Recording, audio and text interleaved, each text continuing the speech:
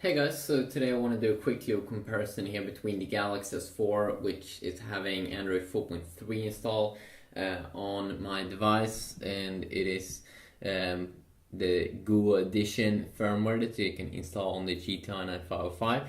And then here on the other side, I do have my Galaxy Mega 6.3, which of course have Samsung's own TouchWiz UI installed.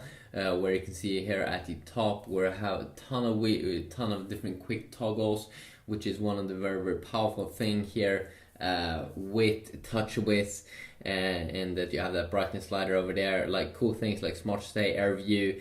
Of course, when you install this Google Edition firmware on the S4, you won't get these cool things like Smart Pause, Smart Stay, Smart Scroll, and all of those features. You only get a few of these toggles, as you can see when we go down like this. So you can see I have Wi-Fi, airplane mode, you can see battery, and then the brightness slider, and then go into settings. But I really don't have, not even close to as many that I can have here on the Galaxy Mega, and you can have even more inside of the Samsung Galaxy S4, so that could be worth thinking about. Also, of course, what you do get here in the Galaxy Mega is, of course, you get Samsung's own apps here, like S Translator, S Planner, S Memo, S Voice, which is like kind of like Samsung's own Siri, Apple voice assistant competitor to Apple's Siri.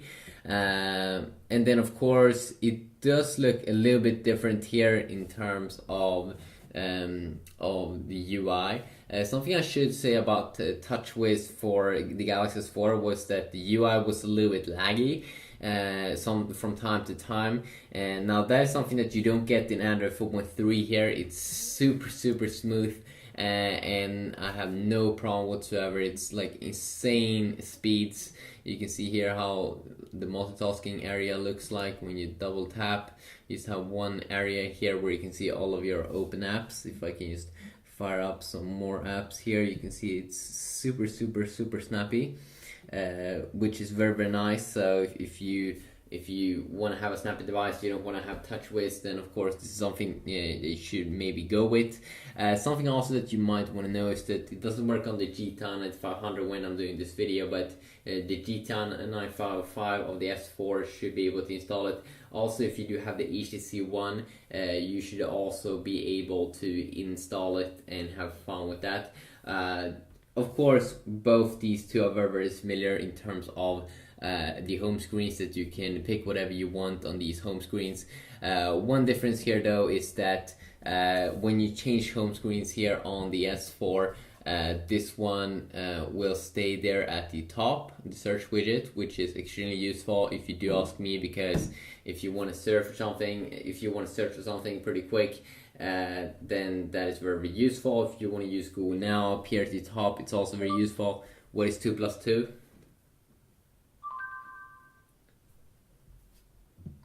Set alarm at 6 p.m.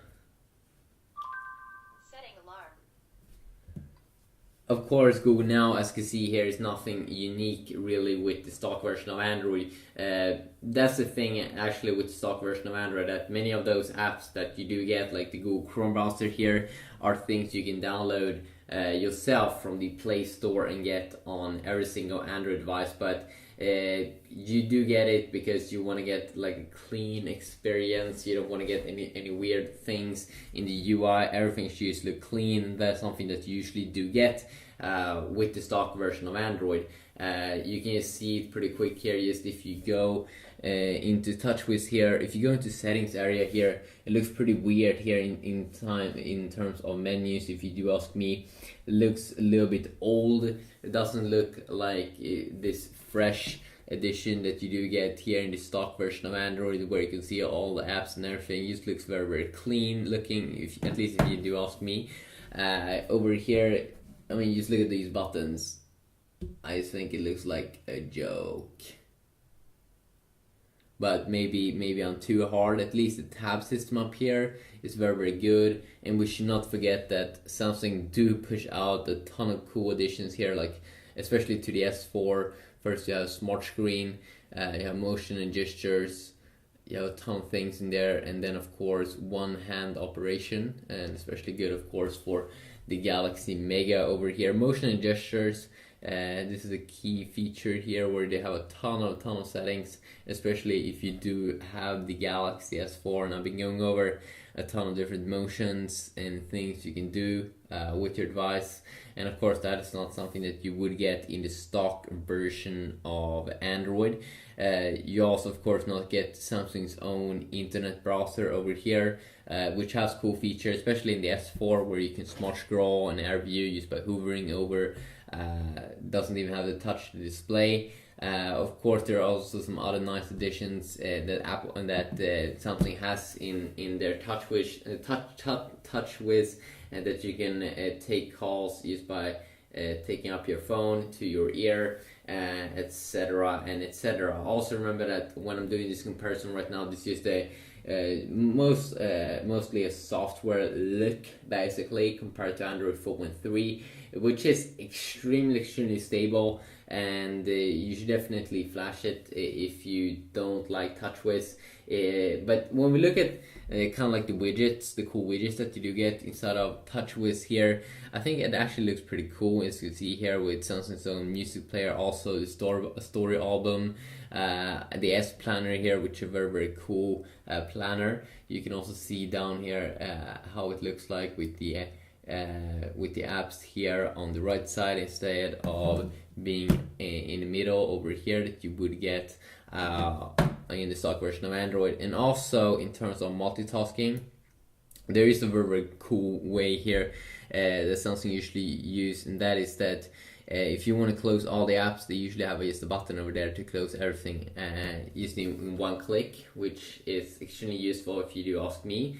You can also see here that Samsung is very good at releasing now the latest version of their little stuff to their latest smartphones. And something that you do get in TouchWiz for the S4 is also lock screen widgets, same as you do get here in the stock version of Android. So you can quickly launch, let's say, the camera, and you can see that the camera app here is a fully new Android 4.3 camera app, which oh shit! Oh, you shouldn't drop your device. That's pretty bad. It's pretty bad. But I might be going over that specific app in another video. And you can see that overall the theme here is like blue and black. Yeah. And I would like it when you were going down like this, if you would see some quick toggles here, as you do get here inside of TouchWiz. I do know that you can use two fingers like this to get some toggles, but it still doesn't feel as good as the stock TouchWiz over there. So I'm a little bit disappointed with that little thing, even though it's not like a super big thing. And also in future videos, I'm probably going to go over separate apps, because I've been noticing that is kind of successful, because there's just so many things to go over in one video. And of course you might want to know if the Galaxy Mega 6.3 is if it's a too big phone, and I can happily tell you that it's actually not a too big phone. I was actually thinking that it was going to be too big to use, but of course this is a phone that you most of the time will use with two hands. Now the cool thing with the Galaxy Mega 6.3 is, yes, it's way bigger than the Galaxy Note 2, but just because the device is so much thinner and has adopted the S4 design with very nice sides, it actually feels almost like better than the Note 2, because the thickness of a device really do make a big difference. One thing though that's a little bit disappointing is the display, that it's not as good display, the TFT display, as the AMOLED display that Samsung usually is using. And then also the specs is a little bit mid-range, even though you're not going to notice super big difference, but the pricing of this device is pretty high also. And also, of course, remember that it's the Mega lineup, so it doesn't come with the S Pen. And the S Pen functionality, of course, is pretty cool, and I do appreciate it, and I do like it to take pictures and screenshots and to easily be able to blur something out with that pen. For me, at least, that pen is awesome, so I can't wait to pick up the next Galaxy Note device, the Galaxy Note 3. That's probably going to come here in a few months, which is definitely going to be amazing. If you want to see specific videos going over the browser or gaming or anything, please let me know about that. I've been getting some requests that I should try out some gaming in Android 4.3, and I definitely should do that to try out some games to see how they will perform and if it's optimized and stuff like that, because this is the Google edition of the firmware, so it should be pretty decent actually. Yeah, it should be pretty awesome. So quickly look here, hopefully you did enjoy.